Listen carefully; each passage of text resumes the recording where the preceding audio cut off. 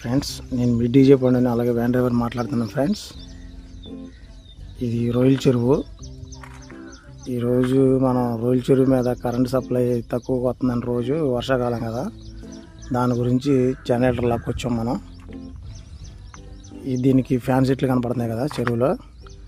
ఈ రొయ్యలకి ఆక్సిజన్ కోసం ఈ ఫ్యాన్ సీట్లని ఆన్ చేస్తే ఈ గరగర తిరిగి వచ్చిన బబుల్స్ని, ఆ బబుల్స్ వలన రొయ్యలకి వాటికి కొద్దిగా ఆక్సిజన్ అది అందుతుంది.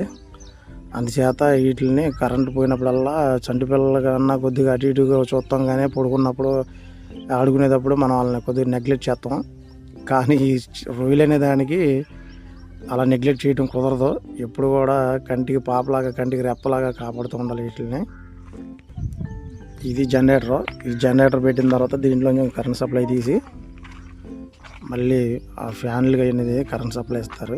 ఇది జనరేటర్. ఇది కొద్దిగా రిపేర్ వచ్చింది, దానివల్ల మనం ఇంకో జనరేటర్ తీసుకొచ్చి ఇది పెట్టిన తర్వాత కరెంట్ పోతే కనుక మళ్ళీ జనరేటర్ వేసి ఈ కరెంట్ సప్లై అనేది ఇస్తారు. ఇదిగోండి ఫ్రెండ్స్, ఇవన్నీ కూడా రొయ్యల చెరువులే. ఈ రొయ్యల చెరువులు పంట వచ్చేంత వరకు కూడా పాపం రైతు చాలా ఎదురు చూస్తూ ఉంటాడు. ఎప్పుడు వస్తాయి, ఎప్పుడు మనకు పంట దిగుబడి వస్తుందని ఆలోచిస్తాడు.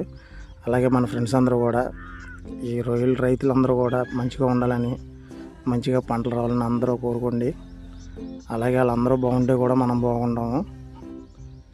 Bye friends. మన ఛానల్ కనుక నచ్చినట్టయితే సబ్స్క్రైబ్ చేసుకోండి, అలాగే ఒక లైక్ ఇవ్వండి.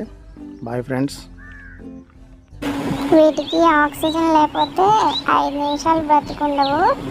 రొయ్య మంచి దిగుబడి ఇచ్చిందంటే మనకు అందుబాటులో ఉంటుంది రేట్లు, లేకపోతే ఆకాశాన్ని అందుకే అందరూ బాగుండాలి, అందులో మనం ఉండాలని కోరుకోండి.